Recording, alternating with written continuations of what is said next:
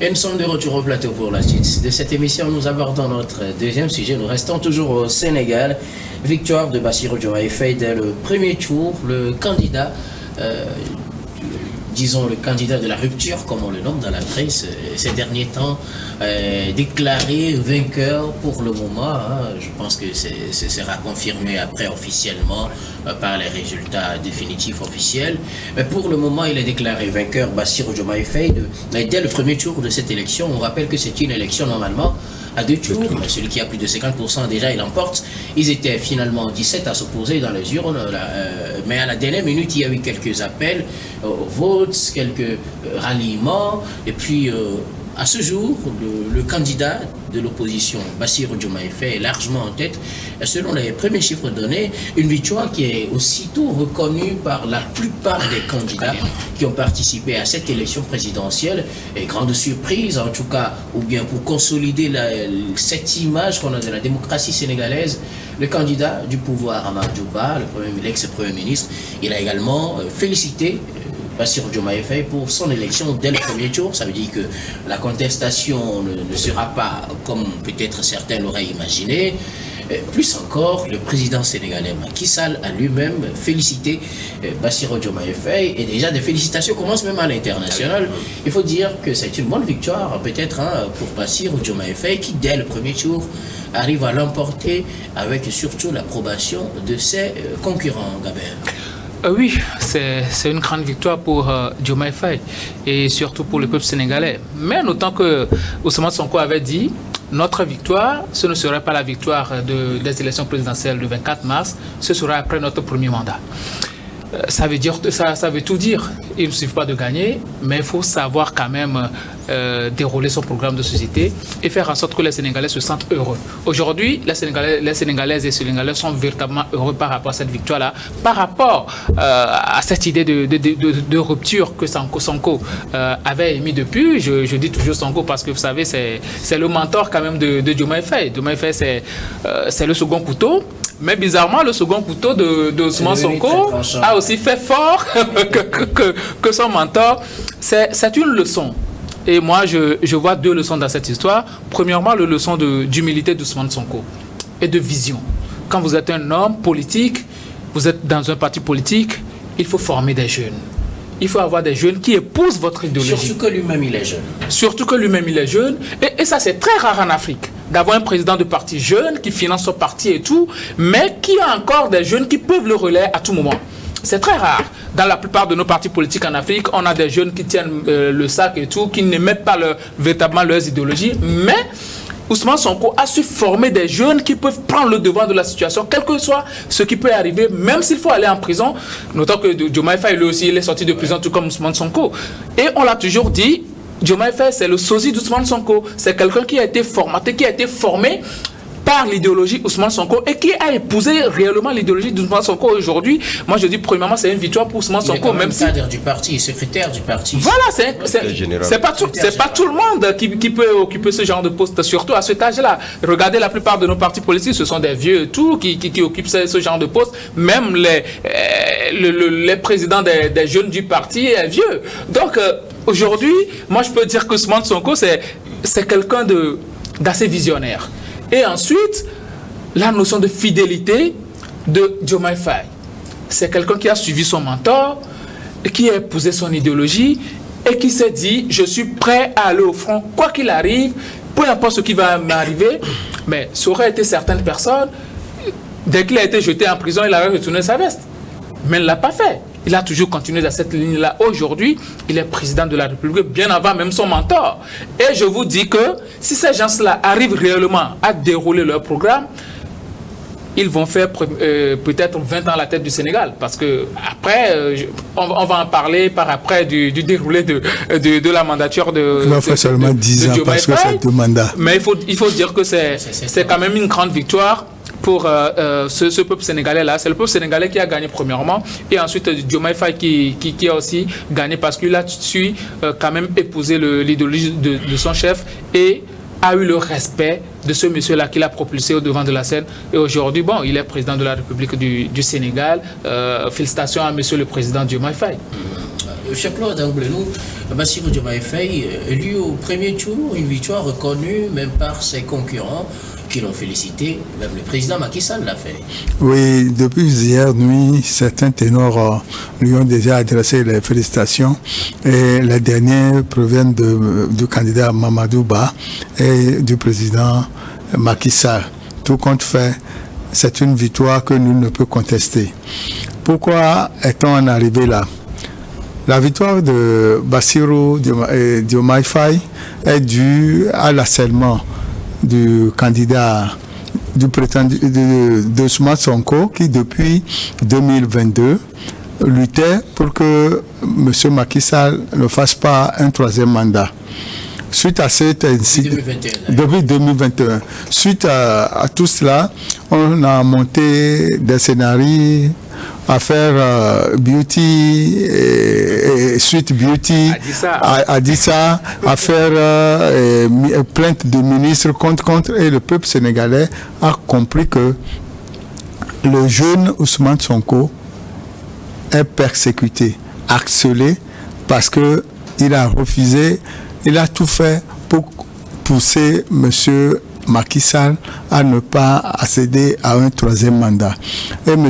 Macky Sall aussi a tout fait pour l'empêcher de s'inscrire sur la liste électorale pour devenir candidat. Or, en septembre 2023, je vous avais dit que Ousmane Sonko sera en prison et ne va pas voter.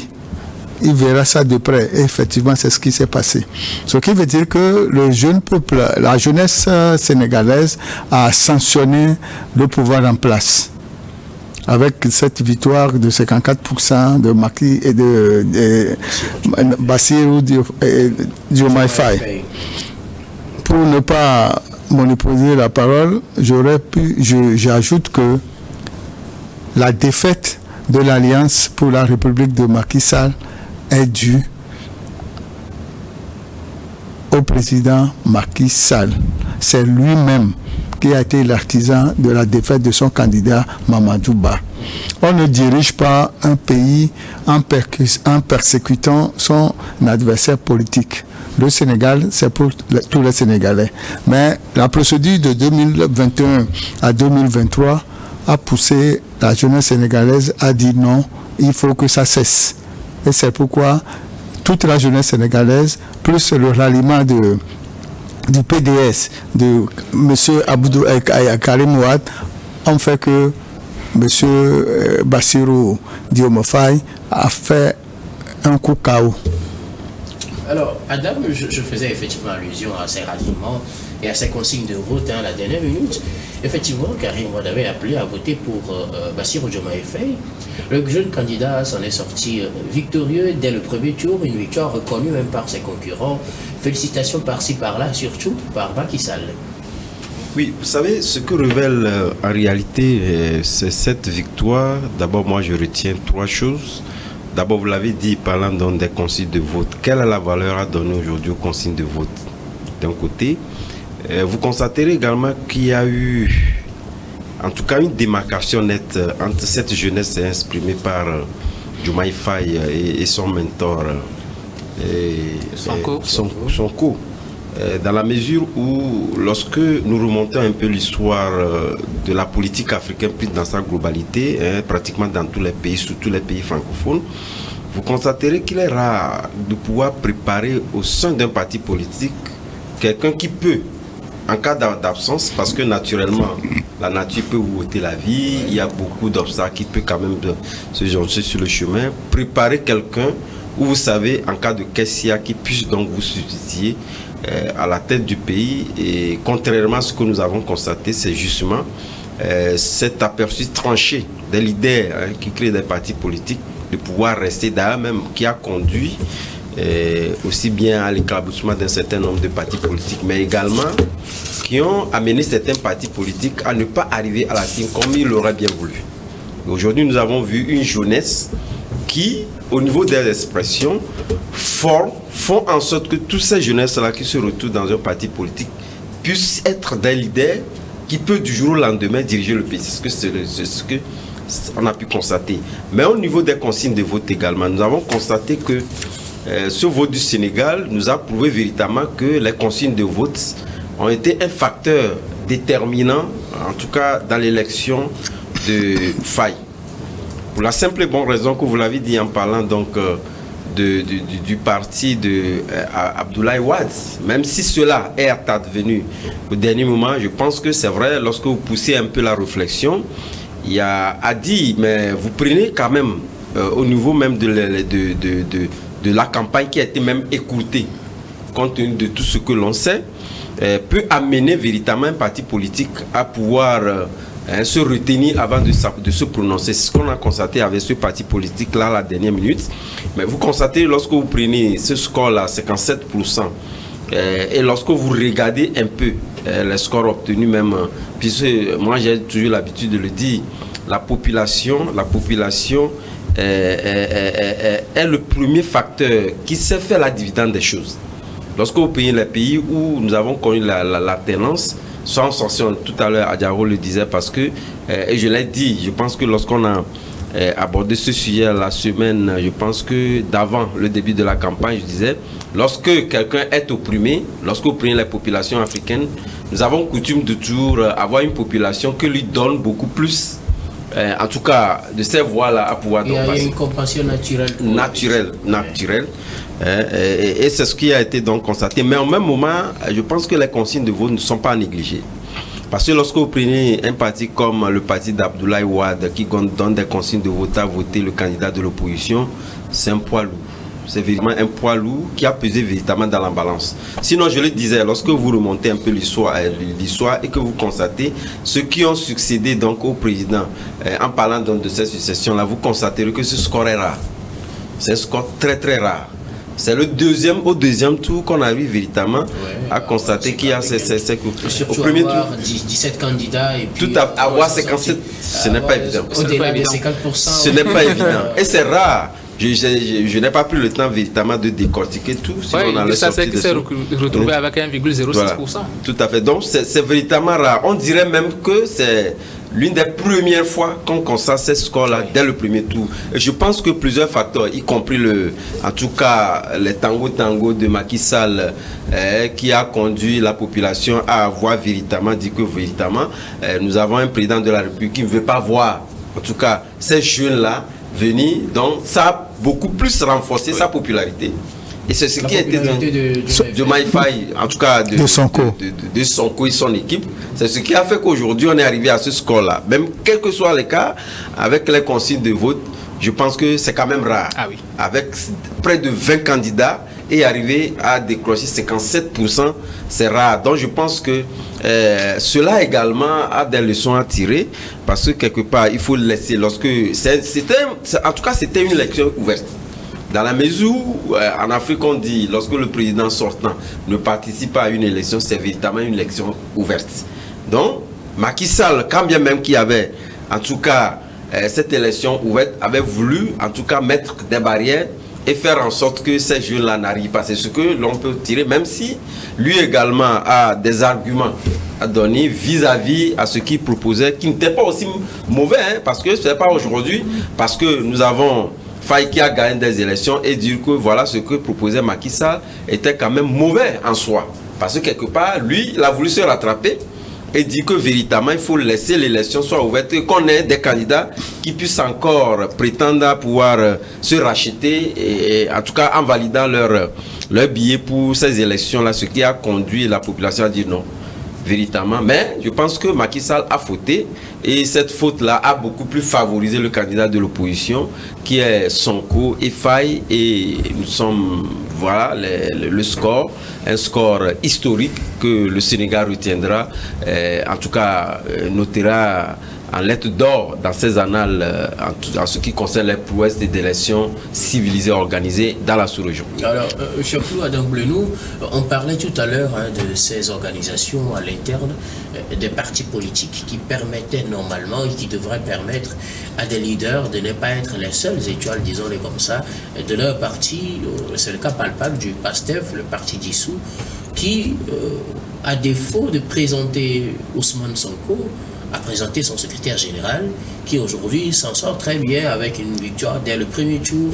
Mais vous voyez un peu la position de Ousmane Sonko. Ce n'est pas plutôt ce que certains craignent. Peut-être pour nous, on le voit comme quelque chose qui grandit encore plus Ousmane Sonko, mais certains peuvent penser que si vous formez très tôt, ou bien si vous avez des gens dont vous laissez la voix sortir et qui montrent aussi qu'ils sont capables de faire comme vous et peut-être mieux que vous, vous risquez de vous faire ravir la vedette très rapidement. Voilà, Sonko, il n'a pas encore été président et c'est son dauphin qui est président. N'est-ce pas plutôt ce que craignent les gens en évitant de laisser souvent beaucoup plus d'opportunités à leur dauphin?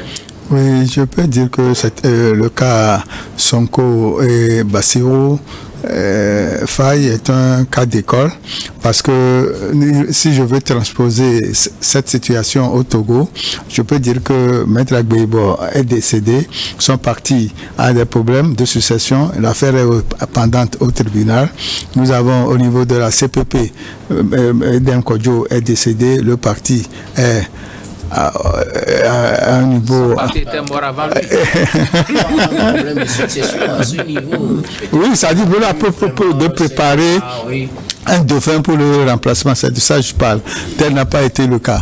Et de même, ici, comme l'a dit Adam, c'est une bonne lecture que au moins Sonko a pris son secrétaire général comme dauphin et eux deux étaient en prison. Avant la campagne, ils ont été libérés en pleine campagne suite à la loi d'amnistie et la population a jugé utile de se faire justice contre Macky Sall et voilà le résultat comme je l'ai dit tantôt. Et ici j'accuse Macky Sall qui a prêté une oreille attentive à ces faucons qui lui ont conseillé de persécuter Ousmane Sonko et de repousser l'élection présidentielle du 25. C'est les Faucons qui lui ont conseillé. Peut-être Macky Sall lui-même, il a décidé de faire ainsi. On a fait des propositions, il a accepté parce que c'est lui qui doit dire là, il y a des conseillers. Je parle des conseillers. Parce que dans tout palais présidentiel, il y a des faucons et des modérés, et des colombes, des durées, des modérés. Ici, le cas d'espèce, c'est que Macky Sall ne veut pas voir Pastef au pouvoir. Et en dehors de ça, il paraît que ce parti a été dissous. Comment se fait-il que ce parti a participé à cette élection pour être voté? C'est la personne de Bassirou qui a gagné. Voilà, il a été... en conclusion, je peux dire que le président Macky Sall a fait un faux calcul. Tout ce qu'il a prétendu faire dans son intérêt s'est retourné contre lui. Et voilà le résultat. Alors, avant de vous laisser la parole, plutôt, on dit souvent que vous venez de le dire aussi, Macky Sall a fait un faux calcul. Mais lui prétend que c'est plutôt nous qui n'analysons pas bien la situation, parce que pour lui, il n'a jamais été question d'empêcher qui que ce soit pour ce qui concerne les problèmes de Sonko avec la justice. La justice n'a fait que faire son travail, et donc lui, il ne s'est pas mêlé à cela. Pour ce qui concerne le report, dans sa dernière interview accordée à la BBC Afrique, il est revenu à plusieurs reprises là-dessus. Apparemment, on fait une mauvaise lecture de la chose, ou peut-être même qu'on a tronqué la chronologie des faits, comme vous suivez Macky Sall. Non, il a voulu se justifier. J'ai écouté cette interview. Moi, j'ai dit, quand j'ai suivi ça, j'ai ri. Les dés sont déjà jetés. Il sait que son candidat Amadou Ba ne pourra pas sortir la tête haute pour tenir la tête de l'APR.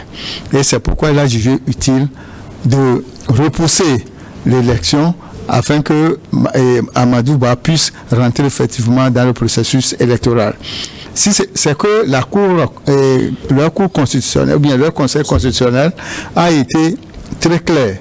Et si l'élection a eu lieu sans heure hier dimanche, c'est grâce à la fermeté de cette cour et de ce conseil constitutionnel qui n'a pas accepté de compromis.